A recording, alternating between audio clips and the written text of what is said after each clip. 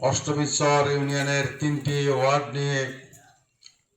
ওয়ার্ডের বিভিন্ন পর্যায়ের ভোটারদের এবং সহযোগী সদস্য ভাইদের নিয়ে আজকের এই নির্বাচনী সভায় উপস্থিত সম্মানিত জেলা আমির, উপজেলা আমির সহ আমাদের প্রিয় নমিনি মুস্তাফিজুর মুস্তাক ভাই, আমার সামনে উপবিষ্ট অত্র এলাকার সহজ সরল মুসলিম ভাইরা, আসসালামু আলাইকুম রহমতুল্লাহি ওয়া বারাকাতুহু।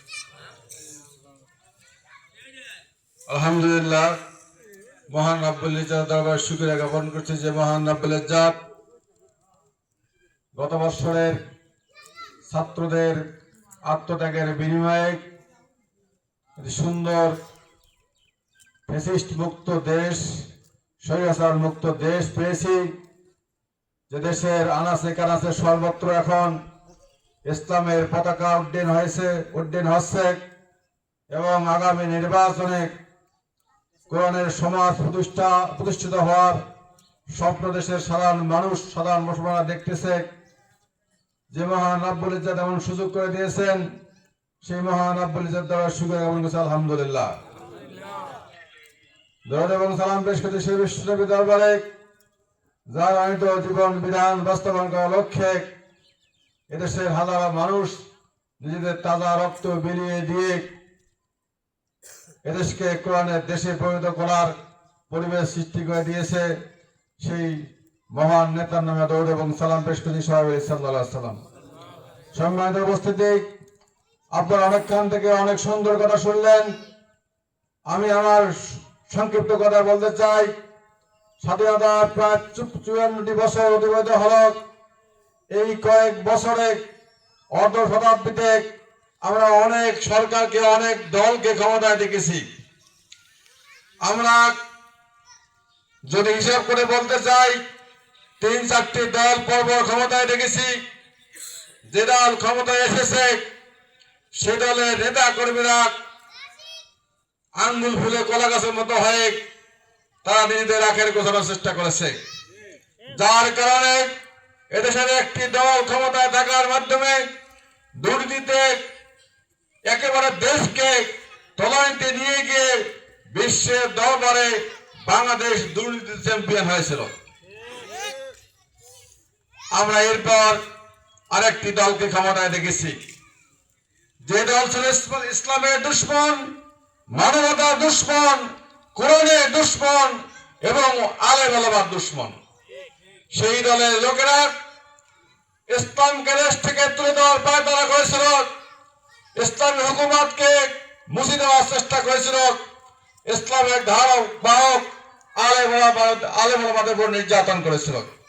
এদেশের মানুষ নামাজ না পড়তে পারে, ইসলামের বিরুদ্ধে আঘাত সহ্য করতে পারে না, যার কারণে কোরআনের পাখি আল্লামা সাঈদীর বিরুদ্ধে রায়ের পরে এদেশের সাধারণ মানুষ রাস্তায় নেমে প্রায় ৭৪ জন লোক শাহাদাত বরণ করেছে।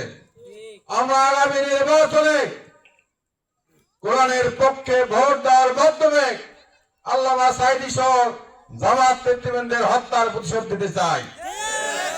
সম্মানিত ভাইরা আমার, আমি সংক্ষিপ্ত করে যে কথা বলতে চাই, যে দল ক্ষমতায় এসেছিল এর আগে ৫৪ বছরে তাদের প্রতিটি দলের নেতা কর্মীরা ভোটের আগে চলার সুযোগ পায় নাই, সাইকেল ছিল না, অথচ ভোটের পরে মোটরসাইকেল নিয়ে ঘুরে ফেরা করেছে। এ কথা কি অস্বীকার করার সুযোগ রয়েছে? কিন্তু জামাত ইসলামের যে সমস্ত দায়িত্বশীল বিভিন্ন পর্যায়ে জনপ্রতিনিধি হয়েছে, ভোটের আগেও তাদের চলন যেমন ছিল, যেমন পরিবেশ ছিল, ঠিক ভোটের শেষ পর্যন্ত তাদের কোনো পরিবর্তন হয় নাই। আমাদের উপজেলা চেয়ারম্যান ছিল, ভাইস চেয়ারম্যান ছিল, উপজেলা চেয়ারম্যান ভাইস চেয়ারম্যান হওয়ার পরও উপজেলা পরিষদের অথবা ইউনিয়ন পরিষদের ওয়ার্ডের মেম্বাররা পর্যন্ত 2 টাকার দুর্নীতি করেছে, এমন প্রমাণ বাংলাদেশের এই সময়ে জালিমরা প্রমাণ করতে পারেন। এর মাধ্যমে আমরা শক্ত ভাষায় বলতে চাই, বাংলাদেশের সীমিত সম্পদ সুষ্ঠুভাবে বন্টন করার মাধ্যমে এদেশের মানুষের মুখে হাসি ফোটানো সম্ভব। কিন্তু যাদের হাত দিয়ে বিগত সময়ে সম্পদ বন্টিত হয়েছে তাদের হাত সম্পদ খেয়ে ফেলছে, তাদের হাতেই সম্পদ খেয়ে ফেলছে। হকদারের কাছে আর সম্পদ পৌঁছে নাই। বাংলাদেশের সম্পদ অভাব নাই, কিন্তু সুষ্ঠু বন্টনকারী সৎ লোকের অনেক অভাব।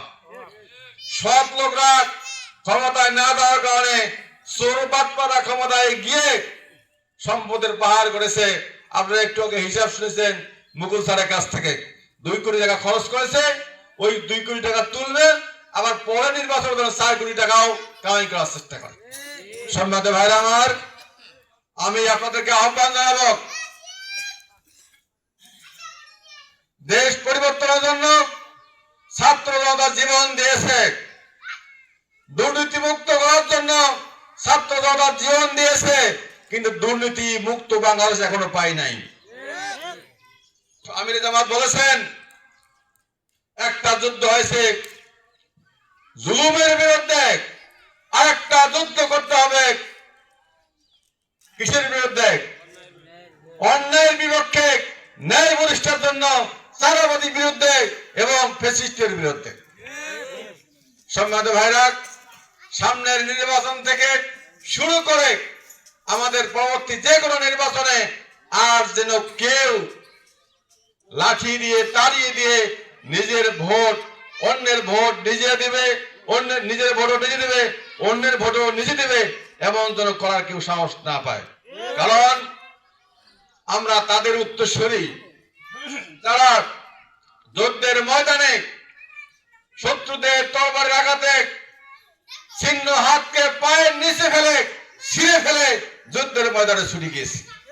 আমরা তাদের উত্তরসূরি যারা খিজুর খাওয়া বাদ দিয়ে যুদ্ধের ময়দানে গিয়ে স্বাদ রমণীয় পেলা পান করেছে।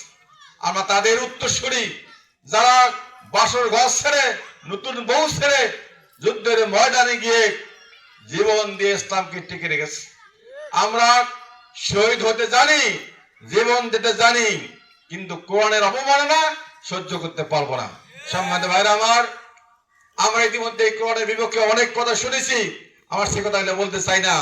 আমরা চাই সামনের নির্বাচনে আপনারা জীবন দেওয়ার নিয়ত করে যদি লড়াই করা শুরু করেন তাহলে জীবন বাঁচবে, আর যদি জীবন বাঁচার স্বার্থে পলায়ন করার চেষ্টা করেন জীবন তাহলে বাঁচবে না।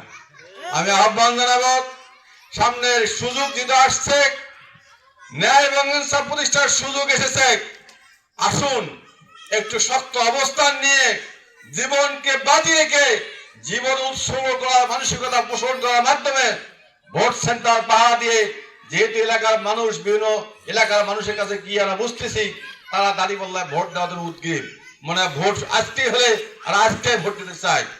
যেহেতু সব এলাকার মানুষ দাঁড়িপাল্লায় ভোট দেওয়ার জন্য উদ্গ্রীব, এই ভোটগুলোকে রক্ষার দায়িত্ব আমাদের প্রধানমন্ত্রীর। আমরা আমাদের জীবন দেব, তবু ভোট ছিনতাই হতে দেব না। আসুন, আর শুধু ভোটেই দেব না, প্রতিটি ভোটার যেন ভোট রক্ষার জন্য একজন মুজাহিদের ভূমিকা পালন করতে পারি, এতটুকু আবেদন পেশ করে আমি আমার কথা শেষ করছি। আসসালামু আলাইকুম ওয়া রাহমাতুল্লাহি ওয়া বারাকাতুহু।